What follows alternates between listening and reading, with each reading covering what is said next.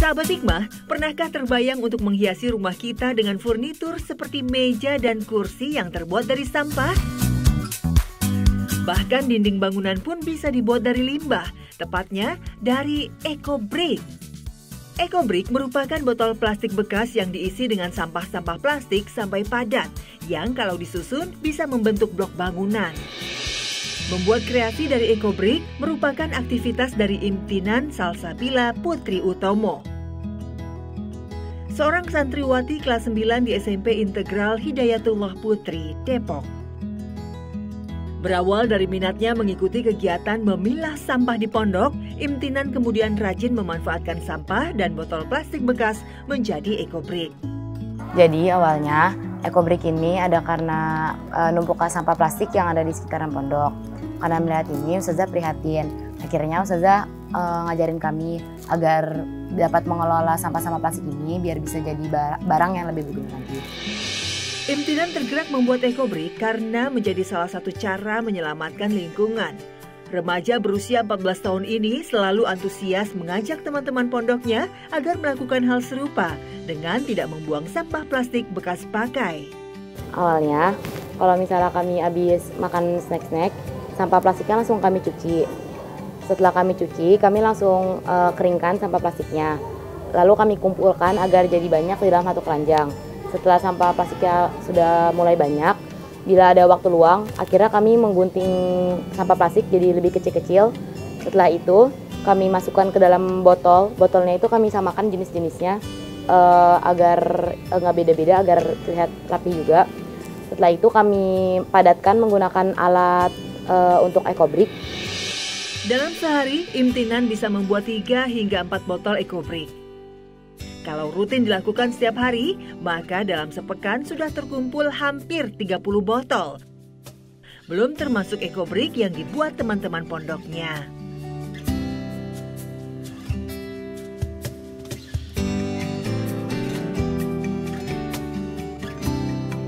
Bisa sekitar waktu 1 jam atau 2 jam buat guntingin. Kalau udah kira-kira udah kekumpul banyak, kalau ada waktu luang lagi kita masukin sampah-sampah yang udah diguntingin itu ke dalam botol. Kira-kira itu juga butuh waktu 1,5 jam. Dari sebotol EcoBrick tersebut, Imtinan dan teman-temannya membuat beragam kreasi furnitur seperti meja dan kursi kecil. Prosesnya amatlah mudah dan tidak butuh waktu lama. Botol-botol EcoBrick dalam jumlah serta ukuran tertentu tinggal disatukan membentuk bangku atau tempat duduk dan meja. Lalu direkatkan menggunakan lakban.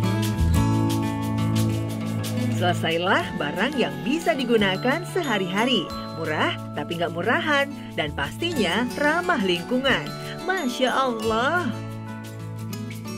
Setelah itu ketika udah beratnya sekitar 250 gram, botolnya itu disatukan dan bisa menjadi barang-barang yang berguna seperti meja, kursi, dan lain-lain.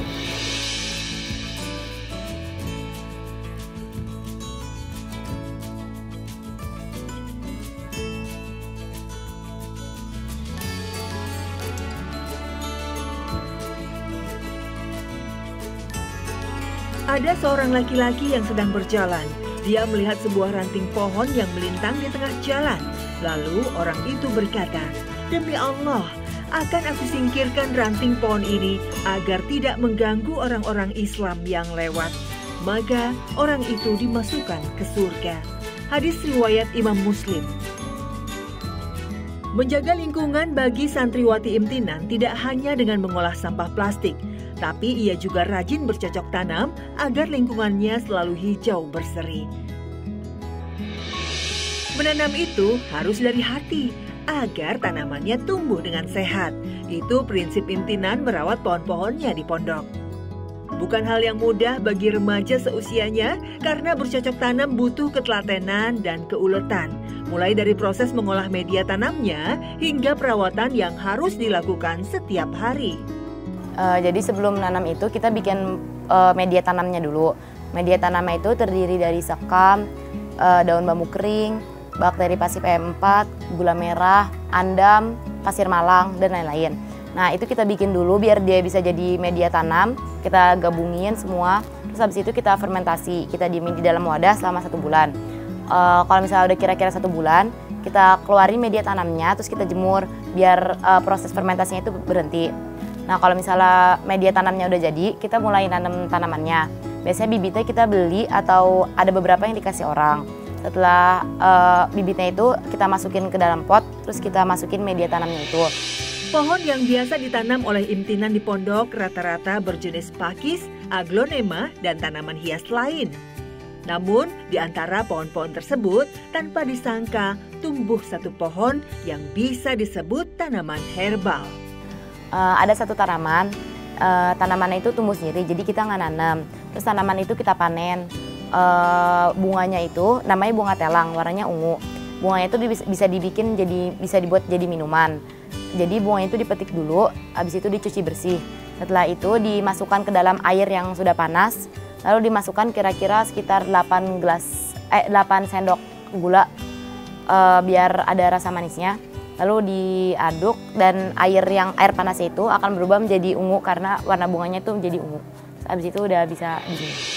Segala lelah serta kesabaran Imtinan bakal berbuah manis manakala jerih payahnya siap dipanen.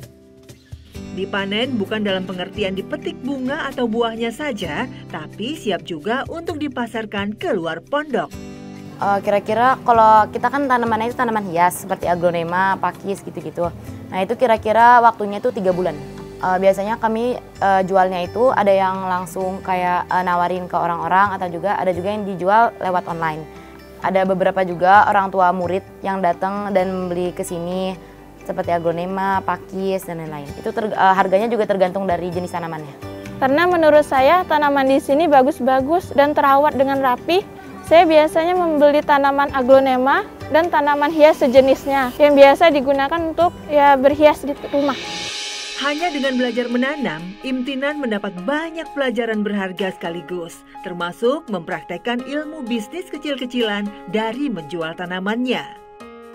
Manfaatnya jadi lebih sayang sama lingkungan, jadi lebih paham cara perawatan tanaman, jadi buat area pondok ini jadi lebih hijau, lebih asri.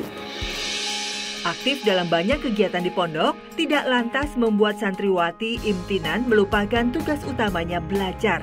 Di sekolah, Imtinan dikenal memiliki sederet prestasi di bidang akademis. Dia menjadi juara 1 sejak di kelas 7 dan 8. Prestasi akademisnya itu membuat Imtinan sering dikirim mengikuti lomba. Kalau lombanya itu pernah ikut lomba makalah STEAM, itu tentang penelitian ilmiah. Alhamdulillah masuk 10 besar. Terus OSN yang IPA dan prestasi itu IPA juga. Kehidupan sebagai santriwati di pondok bisa dibilang cukup berat. Sehari-hari Imtinan terbiasa menjalani rutinitas pondok yang dimulai sejak pukul 3 dini hari hingga waktunya istirahat malam pukul 9. Dari setiap tim pandu ini terdiri dari beberapa divisi. Nah, Imtinan itu termasuk anak yang dalam divisi ibadah aktif dan disiplin untuk mengikuti setiap kegiatan-kegiatan keibadahan.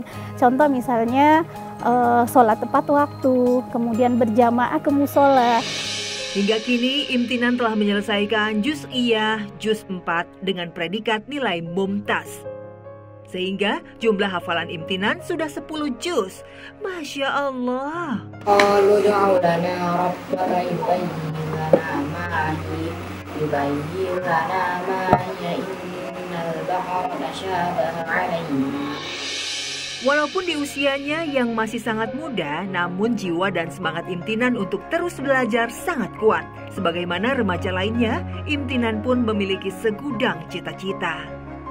Cita-cita mau jadi psikolog. Doanya semoga yang diinginkan bisa segera tercapai. Pokoknya doanya yang baik-baik lah. Semoga semua yang terbaik bisa tercapai. Semoga bisa jadi lebih baik lagi ke depannya, yang dicita-citakan bisa tercapai. Bisa banggain orang tua, ustazah-ustazah, dan teman-teman juga. Sahabat, lika-liku kehidupan para santriwan dan santriwati menempuh ilmu di pondok menjadi harapan agar dapat menciarkan agama Islam lebih luas lagi. dari kisah santriwati Atika dan Imtinan berkarya dan bermanfaat di masa muda, insya Allah dapat menjadi inspirasi bagi anak-anak muda saat ini. Selamat memperingati Hari Santri Nasional bagi santri di seluruh tanah air. Semoga tayangan hikmah hari ini dapat membawa manfaat, menggali hikmah, menuai berkah. Wassalamualaikum warahmatullahi wabarakatuh.